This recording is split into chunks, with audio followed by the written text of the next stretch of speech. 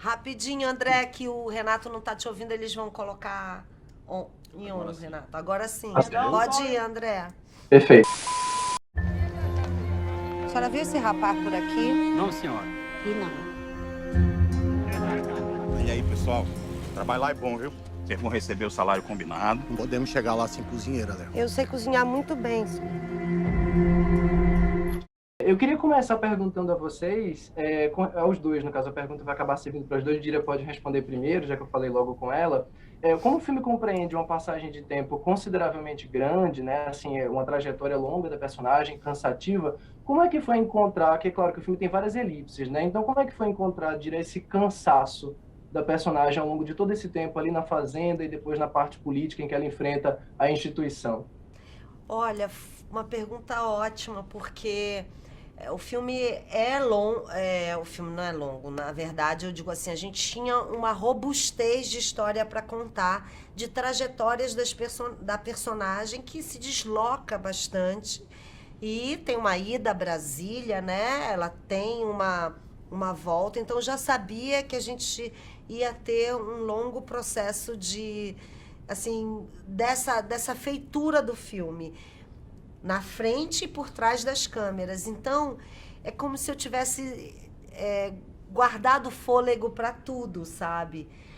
Mas eu gosto muito, em relação a isso que você está falando, como conduzir a trajetória, né, das elipses do filme. Eu gosto muito da volta, da primeira saída dela da fazenda, quando ela vai na cidade. Ali eu acho que tem uma transformação de pureza, porque ali ela acabou de ver com os próprios olhos o que o padre tinha contado para ela. Então, falando dessa trajetória de como ela sai dessa olaria atrás do filho e depois como é que ela sai daquela fazenda para ir contar o que ela viu, ali eu acho que imprime esse lugar, essa ida até esse lugar, sabe?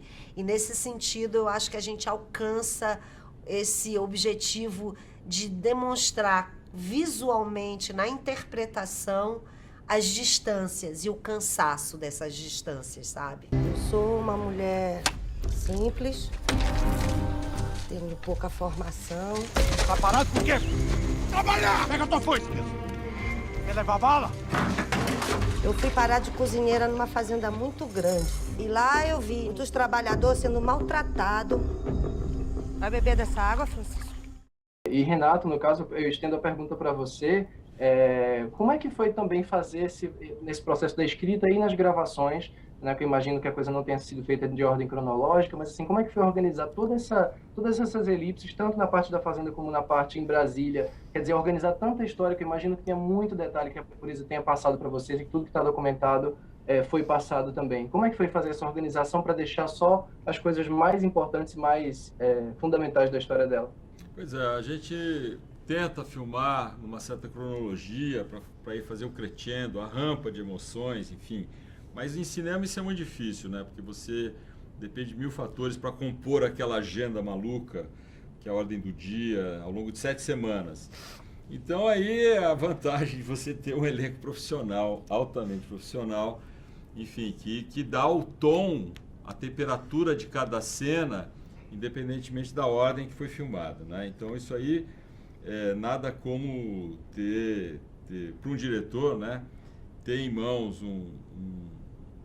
uma riqueza humana de talentos, né, de possibilidades que te oferecem, né? Então isso aí para mim foi um deleite, assim, né, ter essa possibilidade de dirigir esse elenco maravilhoso, liderado pela Dira, mas que tem Flávio Baurac, que eu sempre quis trabalhar com ele, a Mariana Nunes, o Alberto Silva Neto, um elenco o Cláudio Barros, um elenco, o Sérgio Sartori, um elenco de Brasília, um elenco do Pará, dos 20 atores do filme, né, fora os figurantes, né, e os trabalhadores rurais reais, que estão nas cenas da fazenda, dos 20, 10 são do Pará, incluindo a Dira, obviamente.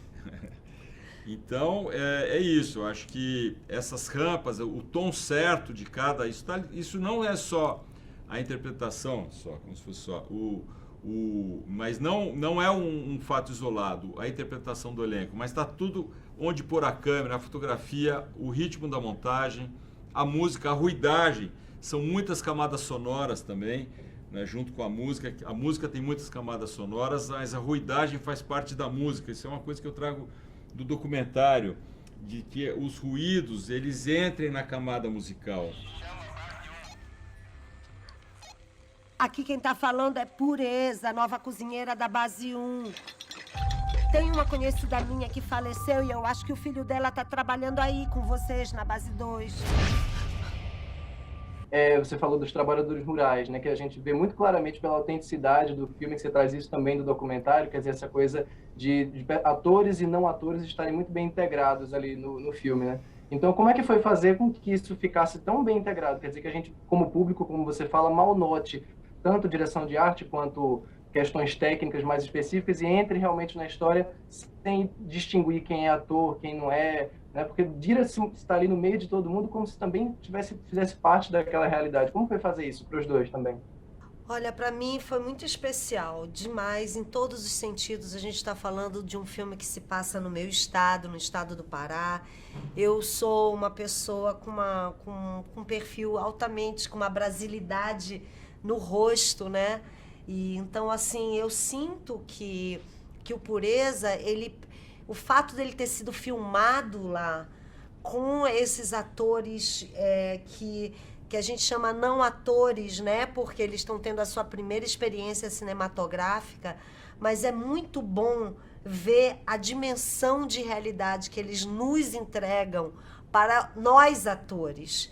Nós nos inspiramos neles para poder fazer o nosso próprio trabalho. Então, assim, essa convergência houve devido também a uma preparação de elenco que eu acho que foi proporcionada pela produção, que deu tempo da gente absorver muito daquela realidade. Quase que quando a gente foi para a cena, a gente quase não precisou, a gente fala quase interpretar, a gente precisava ser aquilo. Eu gosto muito do filme, eu sou suspeita para falar, eu sei disso, mas eu gosto, sobretudo, a provocação que o filme faz no público. Eu tenho certeza que todas as pessoas que forem assistir Pureza vão ter um comentário interessante para fazer. Até quem pode já talvez não gostar do filme, que eu acho que é um filme que dialoga muito bem com o público, porque ele é um filme de aventura.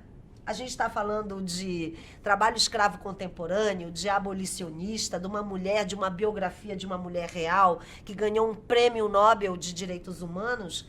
Mas a gente está falando de um filme de entretenimento que dialoga com o seu público, porque a gente está vendo isso nas pré-estreias e a gente quer que tenha um lançamento potente por conta disso. Então é um pouco isso que a gente está vivendo. A gente está vivendo a alegria de ter um ótimo filme para lançar e para convidar o público para assistir.